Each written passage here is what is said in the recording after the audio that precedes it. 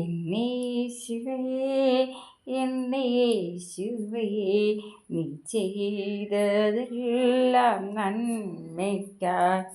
അപ്പോൾ യേശു ചെയ്തതെല്ലാം നമുക്ക് നന്മയ്ക്കായിട്ട്, തിന്മയ്ക്കായിട്ട് ഒന്നും ചെയ്യത്തില്ല ദൈവം. എല്ലാം നന്മയ്ക്കായിട്ടേ ചെയ്യത്തുള്ളൂ. നമുക്ക് നമ്മുടെ കർത്താവിനോട് നമ്മൾക്ക് ഓരോ കാര്യങ്ങൾ പ്രാർത്ഥിക്കാനായിട്ട് സാധിക്കും. ഓരോ കാര്യങ്ങൾ പറഞ്ഞ് നമുക്ക് പ്രാർത്ഥിക്കാനായിട്ട് സാധിക്കും. അപ്പോൾ പ്രാർത്ഥന കേൾക്കുന്ന ദൈവം, യാചന കേട്ട് ഉത്തരമരുളുന്ന ദൈവമാണ് ആര്? ദൈവം നമ്മുടെ കർത്താവ്. പ്രാർത്ഥന കേൾക്കുന്ന ദൈവം, എൻ്റെ യാചനയ്ക്കുത്തരം തരുന്ന ദൈവം. കണ്ടോ? പിന്നെ ഉത്കണ്ഠകൾ എന്ന് പറഞ്ഞാൽ നമ്മുടെ മനസ്സിലെ ആദികൾ മാറ്റുന്ന ദൈവമാണ് ആര്? നമ്മുടെ ദൈവം. ഇയ്യോബിൻ്റെ ജീവിതത്തിൽ ഒരുപാട് കഷ്ടനഷ്ട ശോധനകളുണ്ടായി.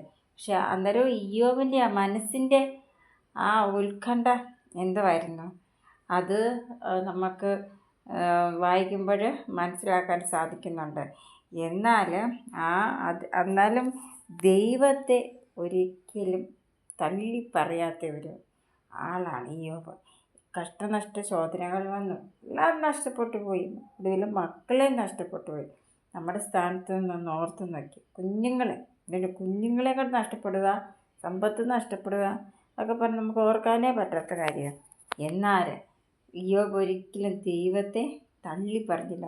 ഇയ്യോബ് അന്നാലും യഹോവ തന്നു, യഹോവയെടുത്തു, യഹോവയുടെ നാമം വാഴ്ത്തപ്പെടട്ടെന്നാണ് പറഞ്ഞു. പക്ഷേ ഇതെല്ലാം കഴിഞ്ഞിട്ട് സ്നേഹിതന്മാർ പോലും പറഞ്ഞു, ഓരോ കാര്യങ്ങളൊക്കെ പറഞ്ഞു. പക്ഷേ ഇയ്യോബ് ഒന്നിനാലും പതറിയില്ല. ഭാര്യയും വഴക്ക് പറഞ്ഞു, എന്നിട്ടും പതറിയില്ല. എന്നിട്ട് അവസാനം എന്താ ചെയ്തത് ദൈവം? ഇയ്യോബിനുണ്ടായിരുന്ന സ്വത്തുക്കളൊക്കെ എല്ലാറ്റിലും ഇരട്ടിയായിട്ട് ദൈവം കൊടുത്തെന്നുള്ള. മക്കളെ നഷ്ടപ്പെട്ടെടുത്ത് പിന്നെയും ദൈവം നമ്പുരാൻ കൊടുത്തു. അതൊക്കെയാണ് ദൈവത്തിൻ്റെ പ്രവൃത്തിയെ നമ്മൾ കർത്താവിൻ്റെ വചനം വായിക്കുമ്പോൾ ഇതെല്ലാം കാര്യങ്ങളെന്നറിയാമോ നമുക്ക് മനസ്സിലാക്കാനായിട്ട് സാധിക്കുന്ന. ആമോസിൻ്റെ ജീവിതത്തിൽ ആമോസ് ഒരു ഇടയനായിരുന്നു. അപ്പം നമ്മളെ ദൈവം നമ്പുരാൻ, നമ്മുടെ ഇടയൻ ആരാ? നമ്മുടെ ഇടയൻ ദൈവമാണ്. ഇടയൻ തന്നെ നമ്മളാരാ? ഓരോരുത്തരും ദൈവത്തിൻ്റെ ആടുകളായ നമ്മളെല്ലാം മേയിച്ചുകൊണ്ട് എത്ര ആളുകളുണ്ടെന്നുള്ള ദൈവത്തിനറിയാം. നമ്മൾ ഈ ലോകത്തിൽ ആരൊക്കെ ഉണ്ട് നമുക്കറിയാമോ? ഇല്ല. എന്നാൽ എത്ര പേരുണ്ട് എന്നൊക്കെയാണെന്നുള്ളത് മുഴുവൻ അറിയാവുന്ന ഒരാളാണ് ദൈവം. അപ്പം നമ്മളെല്ലാ ലോകത്തിലുള്ള എല്ലാവരും ദൈവത്തിൻ്റെ ആടുകളാണ്. നമ്മുടെ ഇടയൻ ആരാണ്? നമ്മുടെ ഇടയൻ നമ്മുടെ കർത്താവ്. നല്ല ഇടയൻ ആടുകൾക്ക് വേണ്ടി സ്വന്തം ജീവനെ കൊടുക്കും. അപ്പോൾ നല്ല ഇടയനായ കർത്താവ് നമുക്ക് വേണ്ടി സ്വന്തം ജീവനെ പോലും വെടിഞ്ഞതാണ് അല്ലേ? അതാ കാൽവറി ക്രൂശിൽ നമുക്ക് വേണ്ടിയിട്ട് പരമയാഗമായി തീർന്ന ആളാണ് ദൈവം. ഈ ദൈവത്തെ എങ്ങനെ പോഴ്ത്താതിരിക്കും? എങ്ങനെ നന്ദി കരറ്റാതിരിക്കും? കർത്താവ് യുദ്ധവും ബലവും നമ്മൾക്ക് വേണ്ടി ദൂതന്മാരെ കാൽ നിർത്തും. രക്തം കൊണ്ട് മുദ്രയിട്ട് സൂക്ഷിക്കുന്നതാണ്. ദൈവം നിന്നെ കൈവിടുകയില്ല, ദൈവം നിന്നെ കാണാതിരിക്കില്ല. ദൈവം കണ്ടു നീ മറികടന്നു പോകുകയില്ല, ദൈവം അത്ഭുതം പ്രവർത്തിക്കുവാൻ മടിക്കുകയില്ല. എന്നിട്ട് പിന്നെ അടുത്ത്, നീ ദൈവത്തോട് നിലവിളിച്ചാൽ, നീ ദൈവത്തോട് പ്രാർത്ഥിച്ചെന്നാൽ അപ്പാ ദൈവം താഴേക്കിറങ്ങി വരും, വന്നു നിന്നോട് ചേർന്ന് നിൽക്കും. അപ്പം ദൈവം നമ്മുടെ കൂടെ വന്ന് ചേർന്ന് നിൽക്കുന്നതാണ്.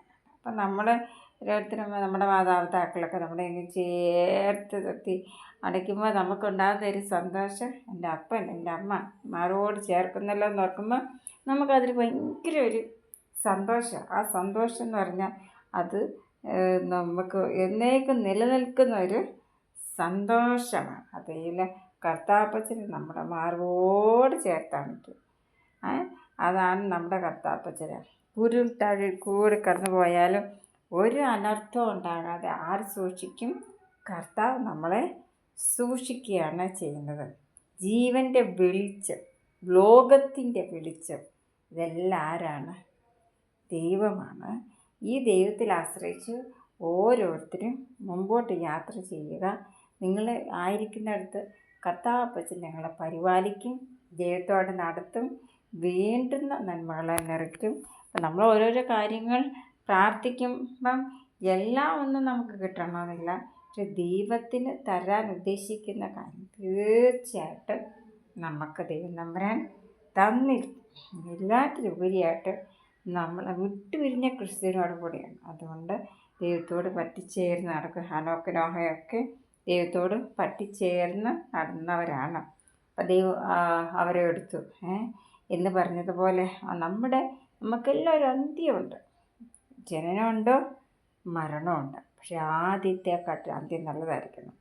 അതാണ് ദൈവം നമ്മളിൽ നിന്ന് ആഗ്രഹിക്കുന്ന കാര്യങ്ങളാണ്. കാരണം ഇതൊരു ജഡമാണ്. ഈ ജഡം ഇവിടെ നിന്ന് വിട്ടു വന്ന ഒത്തിരി ഒരുപാട് പ്രയാസങ്ങളുണ്ട് ശരീരത്തിൽ. പക്ഷേ ഇതൊക്കെ സഹിക്കാനായിട്ടുള്ള കൃപ ആര് തരും? ദൈവം തമ്പുരാൻ നമുക്ക് തരും. കിട്ടുന്ന സമയം ഒക്കെയും നമ്മുടെ ഭവനത്തിലായാലും ഓരോ കാര്യങ്ങൾ ചെയ്യാനുണ്ട്, അല്ലെങ്കിൽ കുടുംബം നയിക്കുന്നവർക്ക് അവരുടെ കാര്യം അങ്ങനെ കാര്യങ്ങളുണ്ട്. എന്ത് കാര്യങ്ങളൊക്കെ ചെയ്യാനുണ്ടെന്ന് പറഞ്ഞാലും എല്ലാറ്റിലും ഉപരിയായിട്ട് നമ്മുടെ കർത്താവിന് ഒന്നാം സ്ഥാനം കൊടുത്തുകൊണ്ട് എല്ലാവരും ജീവിച്ച് നോക്കിക്കേ. നമുക്ക് ഈ ഭൂമിയിൽ ജീവിക്കുമ്പോൾ എന്തെങ്കിലും ഒരു ചെറിയ കാര്യമാണ് ചെയ്യണമെങ്കിൽ ദൈവത്തിൻ്റെ കൃപയുണ്ടെങ്കിൽ മാത്രമേ പറ്റത്തുള്ളൂ. ദൈവം നടത്തിയെങ്കിൽ മാത്രമേ നമുക്ക് ഓരോന്ന് ചെയ്യാൻ പറ്റത്തുള്ളൂ. നാം ഒരു ശ്വാസം മാത്രമുള്ളൂ. പക്ഷേ ഈ ശ്വാസം നിശ്ചലമായി പോയ പിന്നെ നമുക്ക് ഈ ലോകത്തിലേക്ക് ഇല്ല നമ്മൾ. പക്ഷെ നിശ്ചലമാകാതിരിക്കുന്നതൊക്കെയും ദൈവത്തിൻ്റെ കൃപയാണ്. ആ ദൈവത്തിൻ്റെ കരുതലാൽ എല്ലാവരും ദൈവം നിറയ്ക്കട്ടെ. എല്ലാവരും ആയിരിക്കുന്നിടത്ത് കർത്താവ് പരിപാലിക്കട്ടെ. God bless you.